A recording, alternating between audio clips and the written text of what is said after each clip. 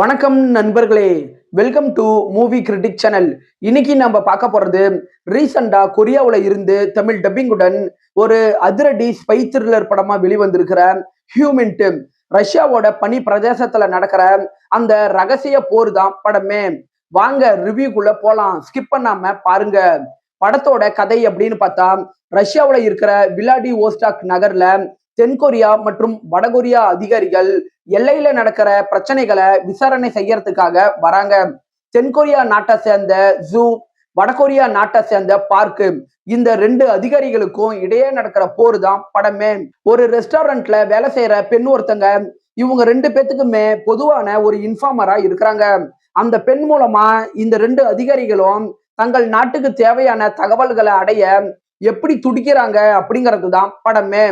படத்தோட பாசிட்டிவ்னு பார்த்தா, படத்துல வர ஆக்ஷன் சண்டை காட்சிகள் ஹாலிவுட் தரத்துல சூப்பராகவே இருக்குது.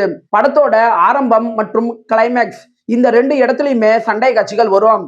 அந்த சண்டை காட்சிகள் படத்துல சூப்பரா இருக்குது. குறிப்பா சொல்லணும்னா, படிக்கட்டுல ஒரு சண்டை காட்சி ஒண்ணு வரும். அதை நீங்க மிஸ் பண்ணாம பார்க்கணும்.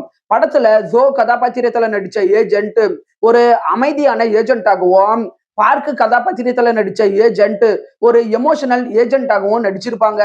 இவங்க ரெண்டு பேரோட ஸ்கிரீன் பிரசன்ஸ் படத்துல சூப்பராகவே இருக்குது. படத்துல ரஷ்யா சம்பந்தப்பட்ட காட்சிகளை இவங்க லத்விகா நாட்டுல படம் ஆக்கியிருக்கிறாங்க.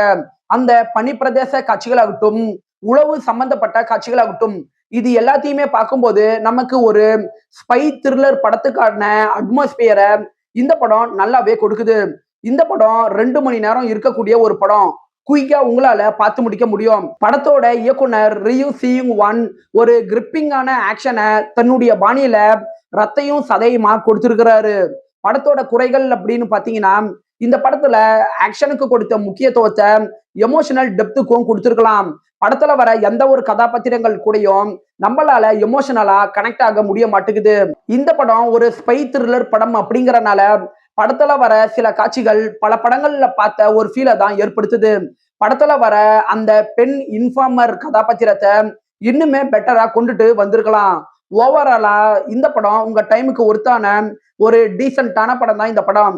10க்கு 6.6 ரேட்டிங் கொடுக்கலாம். படத்துல ஒரு இடத்துல கெட்ட வார்த்தை பேசுற காட்சி ஒண்ணு வருது. சோ ஃபேமிலியோட பாக்குறதுக்கு முன்னாடி யோசிச்சுக்கோங்க. இந்த படம் இப்ப தமிழ் டப்பிங்லயே இருக்கு. விருப்பப்படுறவங்க பாருங்க. என்னுடைய ரிவ்யூ உங்களுக்கு பிடிச்சதுன்னா மறக்காம லைக் பண்ணி சப்ஸ்கிரைப் பண்ணுங்க. நான் அடுத்து போடக்கூடிய வீடியோஸ் மற்றும் ஷார்ட்ஸ் உங்களுக்கு உடனே வரும். உங்களோட கருத்துக்களை கமெண்ட்ல பதிவிட மறந்துடாதீங்க.